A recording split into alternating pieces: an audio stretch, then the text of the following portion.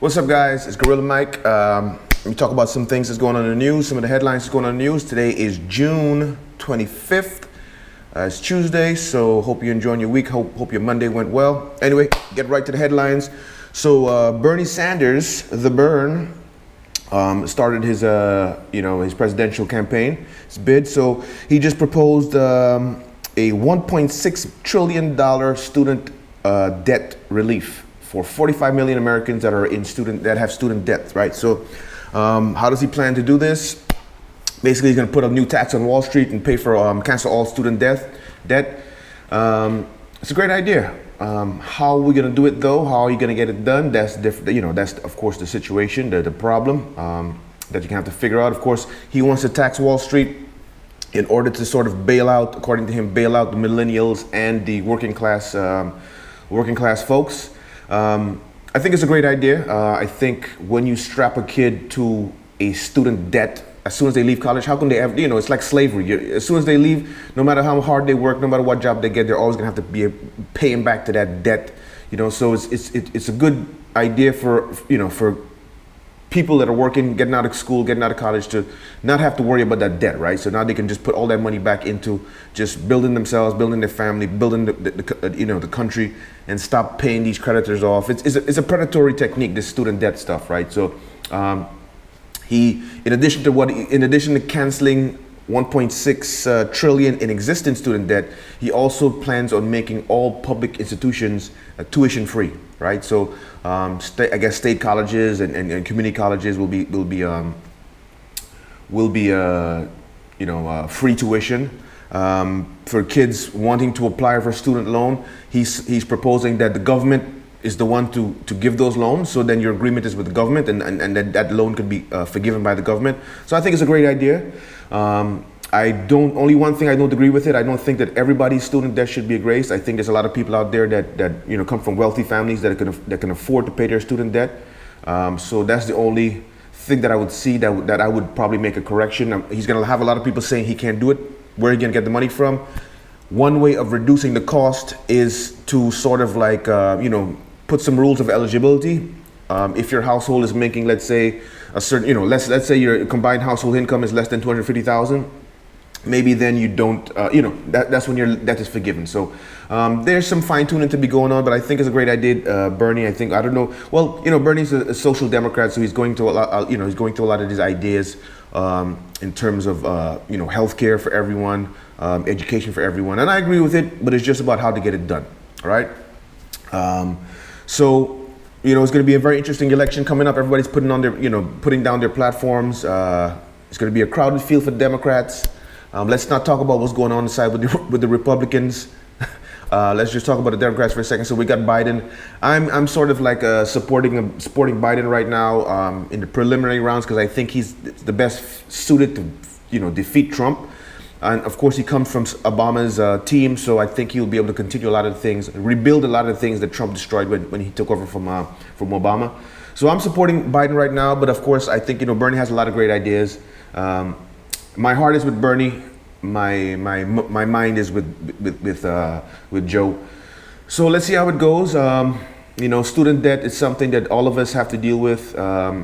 And it's something that I think the government needs to take care of. You can't burden kids entering the workforce with existing debt, right? You should be able to enter the workforce with a clean slate and be able to build your foundation, build your life off a clean slate, right? So Bernie, brilliant idea. I mean, I think it's a great idea. I don't know how you're gonna get it done, the technicalities, but I think it's a great idea. It's long overdue. Student debt it's a problem. It's a cancer in the United States with a lot of kids just not able to afford simple things because you got to pay the student debt, right? So good luck with your proposal, Bernie. I got your back. I'm supportive of you. I just want to see how you're going to get it done. Okay, next thing that's in the news, you know what I mean? We had the big NBA awards happen tonight. And then last week, of course, we had the NBA draft. So let's talk about the draft for a second before we get to the NBA awards and some of the regular season awards. Everybody's hyped up for Zion Williamson. I really never saw the kid play. I saw him, highlights, of course, on SportsCenter and YouTube and stuff like that. But I never saw the kid talk, right? So draft night was the first night I really saw him talk and saw him be himself. and show his personality. And then, of course, after that, he had a lot of interviews. So I really had a chance to really see his personality and kind of get an idea for his spirit and his energy. And hey, man, I'm in love with the kid, man. Everything everybody's saying about him, yeah, forget about his game. His game is solid, right? Well, it's just devastating to do. But this kid is just a nice kid, man. He's just like full of personality, and you can tell he's a little bit shy. He's breaking out of his shell, but there's a lot he's got to offer. And I really think that he shows a lot of maturity. He's got he come from a good background. His mom, his stepdad really took care of him and really put things right in his head. He's focused on his game. He's a defensive juggernaut. He's an offensive juggernaut. So I'm really looking forward to what he's going to do on both sides of the ball. Went to New Orleans, so I think they're going to really be able to build, of course, with Lonzo. And I don't know about Ingram. They might have to get rid of Ingram. But, of course, Holiday, Lonzo running the point. Of course, Zion Williamson doing his thing. I think it's going to be a great, exciting team. I love to see Lonzo get down to, get in the open court and throwing some lobs and throwing some alley-oops and shit like that. So, New Orleans is looking good for this year. They had to get rid of AD, but that's okay. That's how things are. They got a great coach. They got a great young core. They're able to sort of build that team in a customized way. Offense, run. So I'm looking forward to them. Zion Williamson, like I said, I think the kid has tremendous talent on both sides of the ball. More importantly for me, looking at his personality, man, he just came off like just a cool kid to be around. Just a nice, humble kid, beautiful smile on his face, really, it's like a breath of fresh air. It's like he's not into I don't sense that he's into all of this stuff that some of these young kids are into, money and cars and flash and jewelry and all things. Hey, man, those things will come. Take care of your game, get better at your game. You just got out of college, you're just about to turn 19, you're still 18, so you got the world ahead of you, right? So that's Zion, looking forward for great things from him. Just the beginning. So yeah, so he's the rookie #1 draft pick this year. Going back last year, my boy Luka Doncic won Rookie of the Year this year. There was no doubt about it in my mind. I would have picked him first pick last year for the draft. He went to the Mavs, but man, this kid is amazing, man. He of course, if you don't know the background, this kid from Europe. He's from Europe. Was playing professional ball in Europe since he was like 14, 15 years old, right? So he's been around grown-ass men. He's been around grown-ass men his whole life, playing in Europe, winning awards, dominating that league at 18, 17, 18, 19. Now he came to the NBA. I don't know why they didn't take him first pick, right? Went to the Mavs, he was just insane. The kid is like, of course, I don't want to compare him because of the same color of skin, white, but he just reminds me of, he's got that Larry Bird type of he's not necessarily the most athletic per se, but he's just a spot-up shooter. He's got the form. He's got everything. He's got the control of the ball. He's savvy. He's got that high basketball IQ. He sees the court. He's throwing great passes. He's making amazing different shots. He got different types of shots in his toolkit. I think it's just the future it's just the beginning for Luka. He's definitely one of my favorite players now. It's going to be one of my favorite players going ahead. Can't wait to see what he's going to do in his sophomore year with a better team. They're going to build around him. So Luka, congratulations on Rookie of the Year. Well deserved, man. I think you're far and ahead above everybody else. You got 98% of the votes. So everybody thought as I did that you deserved it. So congratulations, man. Can't wait to see what you're going to do next year. And it's really good I think it's the first foreign-born player to win Rookie of the Year. So I think it's the beginning of a trend. And the Americans got to keep up, right? So Luka, congratulations. And then Giannis just won MVP over James Harden. I thought it was a good call. Again, I was always going to support Giannis. Harden has never been one of my favorite players. I mean, I love his game in the sense that he's an offensive juggernaut, but he's selfish. He doesn't play defense.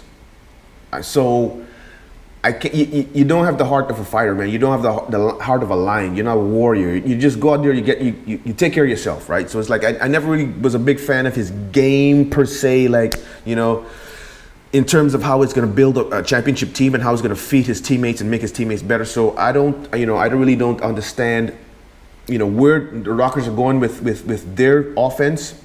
Everything cannot revolve around Harden. Things have to change. But going back to Giannis, had a tremendous year, man. He's definitely the future. He's got everything going on for him. Defense, offense. He's got to get on his, got to work on his jumper, just get his outside game going, and then he'll be unstoppable. But I love to see him play. I love he's a warrior. I love his heart. I love his energy, and I love to see him compete. So he had a disappointed Eastern Conference Finals this year against, Toronto. Didn't work out as well as he hoped, but it's just the beginning. These guys came out of nowhere this year. Milwaukee, they had a good team. Coach of the year, I think. Coach of the year he's gonna get Coach of the year. So, this is the beginning for Giannis. There's a lot. You can't just break out, win MVP, and win a championship in your first year. So this is the beginning. So congratulations to the MVP award. I think it's well deserved. Once again, another. I don't know if this is the first foreign-born, but another foreign-born MVP. So we got the foreign-born Rookie of the Year. We got the foreign-born MVP. So it was a great season. Got a chance to see a lot of it. I was rooting for Golden State. That's my team. Steph Curry's my favorite player. They had injuries this year, so they went down. They lost. I'm still backing them next year. Steph alone, we're going to do it. Congratulations to Toronto. We had a great 2018-2019 NBA season. So I can't wait. I'll be chomping at the bits. Going to be looking at some summer league basketball, keeping up on all the news, all the goings and happenings and transpiring. Free agency is going to start in a few days. So excited about that. So it's going to be some good things this summer in basketball, and hopefully when the season starts in November, we got a different landscape. We got people in different places, and we're ready for some high quality basketball. Love to see how the game is going. The game is progressing, and congrats to all the winners of the NBA awards show, and congrats of course to Zion for getting the first pick, and congrats to everybody. Okay, last I want to talk about what's going on in cultural news. So this is something, when I went to Korea, I was in Korea in May, visiting a very old friend of mine, one of my oldest, closest friends, and his kids, his boys, 3 boys. And I got introduced to a song, Old Country Road by Lil Nas X, and Billy Ray Cyrus, right? So I never heard it before. I wasn't there.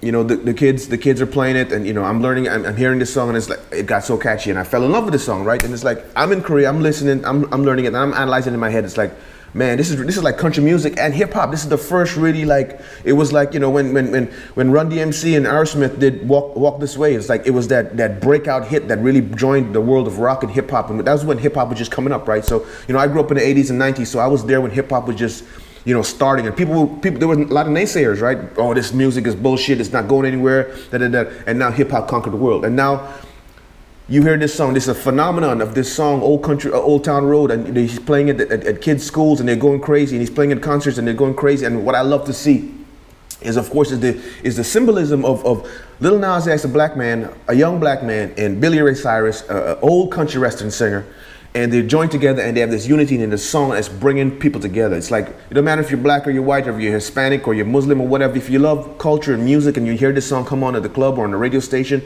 or anywhere, it's catchy.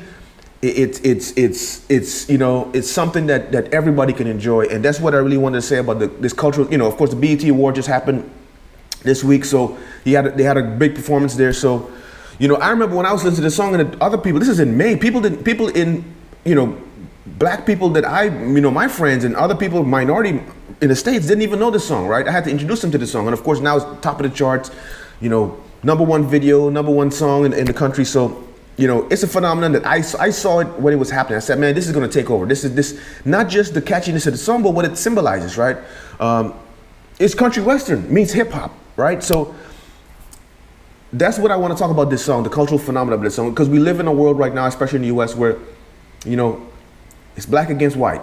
It's a lot of division. It's a lot of, it's like almost like we went back 50 years, 100 years, right? So songs like this is going to help us bridge those gaps between cultures, between white culture and black culture, whatever, right? Young people and old people. Because when you see the music being played, it's the young kids, the white young kids that are playing and jumping up, but they don't see the skin color. They don't see that this is hip hop and country music. They love the art and the music. And that's what I want to say about, like, the ultimate power of art and music and culture is that it breaks down walls, man. You have the old people in the back, they're holding their flag, they're going to do whatever they want. They got their own mentality, but the young kids coming up is the culture that's going to break down those walls and teach those kids. So it's like Lil Nas X, Billy Ray Cyrus, Old Town Road, ripping up the country, but more importantly, it's breaking down barriers. It's teaching the world that hip hop and country music, these two symbols of two opposing identities of America, are able to come together and win awards, climb to the top of the charts,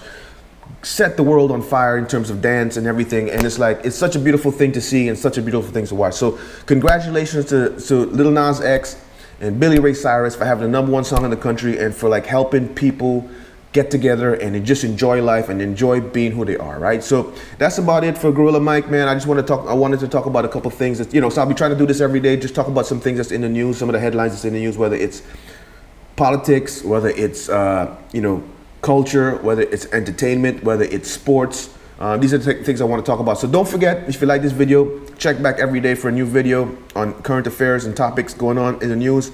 Don't forget to subscribe, like, and hit that little notification bell. Like I said, enjoy your week. It's Tuesday. You got 4 more days. Well, 4.5 more days. Well, by the time you see this video, you're gonna have 4 days left. So enjoy your week. Have a productive week, man. I hope all your dreams come true. Work hard to get what you want. More importantly, work smart to get what you want. And see you when I see you. With Gorilla Mike, I'm out.